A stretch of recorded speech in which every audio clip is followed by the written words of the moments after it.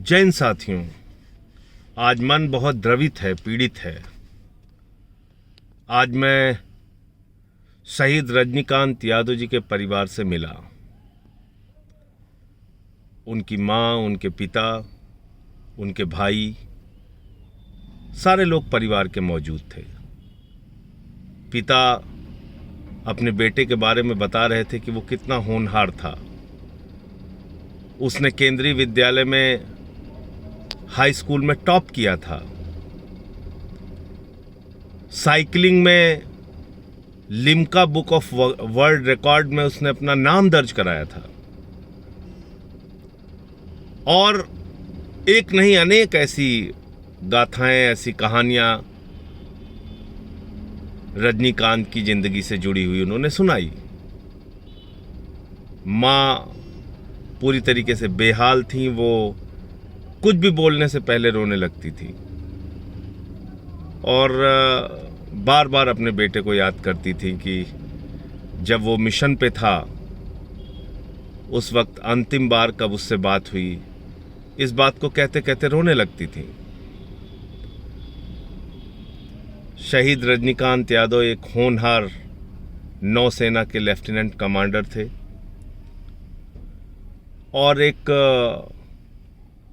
त्रिशूल पर्वत पे तिरंगा फहराने के मिशन में 20 सदस्यीय टीम के साथ, नौसेना की 20 सदस्यीय टीम के साथ निकले थे। नौसेना अपने विजय दिवस की स्वर्णिम जयंती मना रहा है और उसी की स्मृति में, उसी की याद में त्रिशूल पर्वत पे तिरंगा फहराने का यह मिशन नौसेना के अधिकारियों को दिया गया। ये सभी नौसेना के अधिकारी 20 सदस्यीय टीम चमोली के पास उस त्रिशूल पर्वत पे तिरंगा फहराने के मिशन में निकल जाती है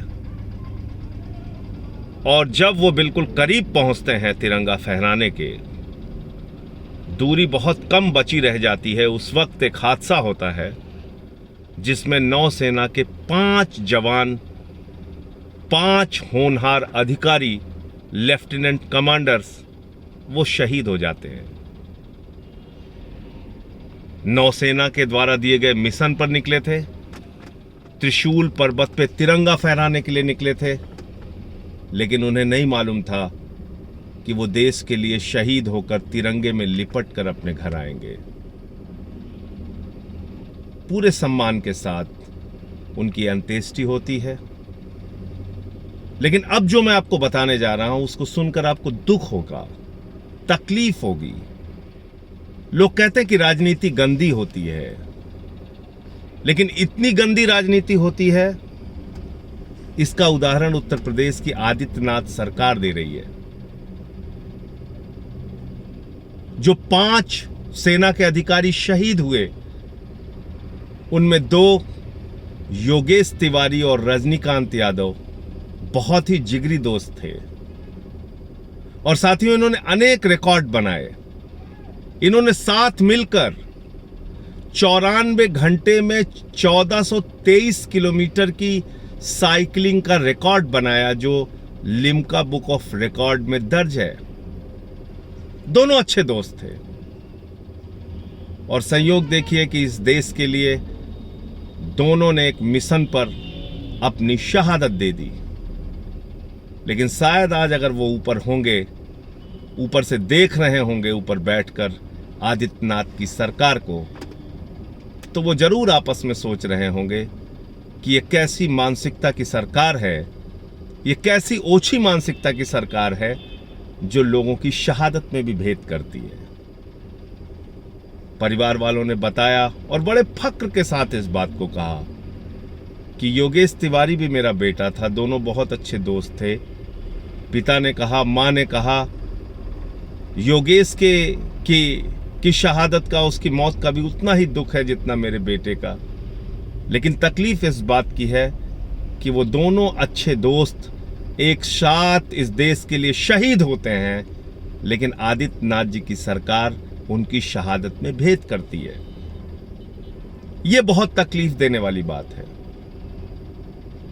शहीद योगेश के परिवार को हर प्रकार की सहायता मिल गई, जो मिलनी भी चाहिए, जो उनका हक है और बिल्कुल मिलनी चाहिए, सही समय पर मिल गई, अच्छी बात है। लेकिन शहीद रजनीकांत के साथ ये भेदभाव क्यों? आदित्यनाथ जी की सरकार ने 2 अक्टूबर को शहीद हुए हमारे इन सेना के, नौसेना के अधिकारियों के साथ भेदभाव क्यों किया? इसका क्या कोई जवाब है उनके पास?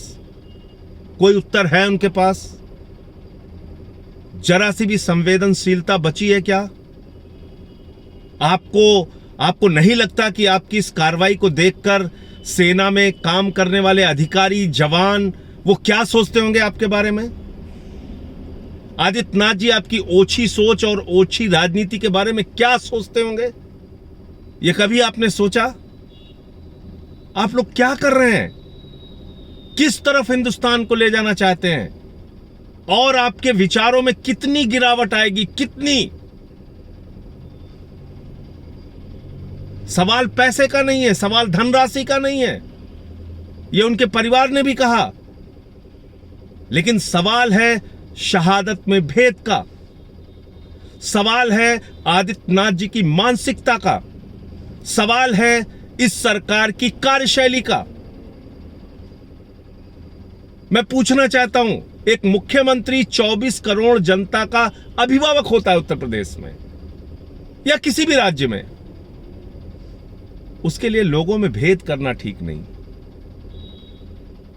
हर परिवार आपका है, उत्तर प्रदेश की जनता आपकी है। आदित्यनाथ जी, ऐसा काम मत कीजिए जिससे आने वाली पीढ़ियां आपके बारे में सोचें तो अफसोस करें, नफरत करें ऐसे विचारों से। जय हिंद, इंकलाब जिंदाबाद।